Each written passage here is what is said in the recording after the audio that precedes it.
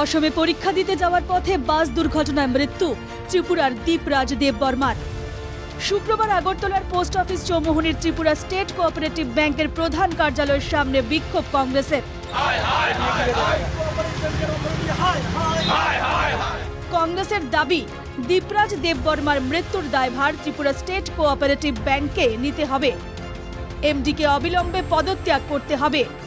মৃত পরীক্ষার্থীর পরিবারের এক সদস্যকে ব্যাংকে চাকরি দিতে হবে।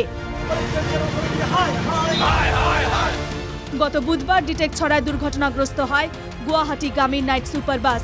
এই দুর্ঘটনায় ত্রিপুরার দীপরাজ দেববর্মা মারা যান। বুধবার গভীর রাতে ঝড় বৃষ্টির মধ্যে নৈশ বাসটি নিয়ন্ত্রণ হারিয়ে রাস্তার পাশে উল্টে যায়। ত্রিপুরা স্টেট কোঅপারেটিভ ব্যাংকের পরীক্ষা দিতে গুয়াহাটি যাচ্ছিলেন দীপরাজ।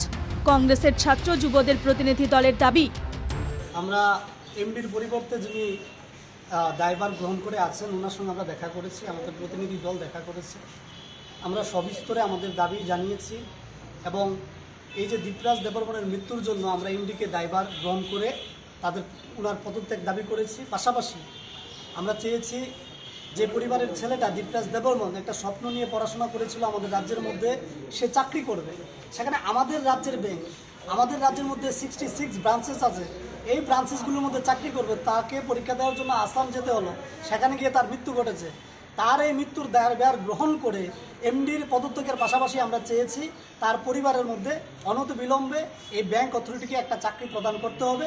পাশাপাশি যারা পরীক্ষা দিতে গিয়ে ওই আসামের মধ্যে দুর্ঘটনাগ্রস্ত হয়ে বর্তমানে হাসপাতালে চিকিৎসাধীন ক্রিটিক্যাল সিচুয়েশনে আছে এবং যারা অল্প বিস্তর আহত হয়েছেন, তাদেরও যাতে চিকিৎসা বাবদ ফিনান্সিয়ালি হেল্প করা হয় এবং তাদের পরিবারের দিকেও যাতে ব্যাংক অথরিটি একটা করুণ দৃষ্টিতে তাকায় এবং তাদের পরীক্ষাগুলো যেন আমাদের রাজ্যের মধ্যে নেওয়া যায় সেই ব্যবস্থা করার জন্য আমরা ওনাদের কাছে আপিল করেছি এবং আমরা দাবি জানিয়েছি।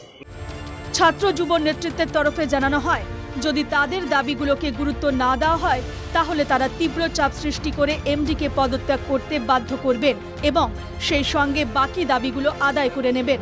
তাহলে আমরা ছাত্র যুব কংগ্রেসের পক্ষ থেকে আমাদের আন্দোলনকে আরো তীব্রতর করব এবং ব্যাংক অথরিটিকে বাধ্য করব দীপরাজ দেববর্মার বাড়িতে চাকরি প্রদান করতে, আর এমডিকে বাধ্য করব তার দায়িত্ব পদ থেকে পদত্যাগ করতে। কংগ্রেসের ছাত্র যুবদের প্রতিনিধি দলের দাবির প্রেক্ষিতে ব্যাংক কর্তৃপক্ষ জানিয়েছে তারা আলোচনায় বসে এই বিষয়ে সিদ্ধান্ত নেবে। আগরতলা থেকে সুদীপ নাথের রিপোর্ট, এনকেটিভি বাংলা।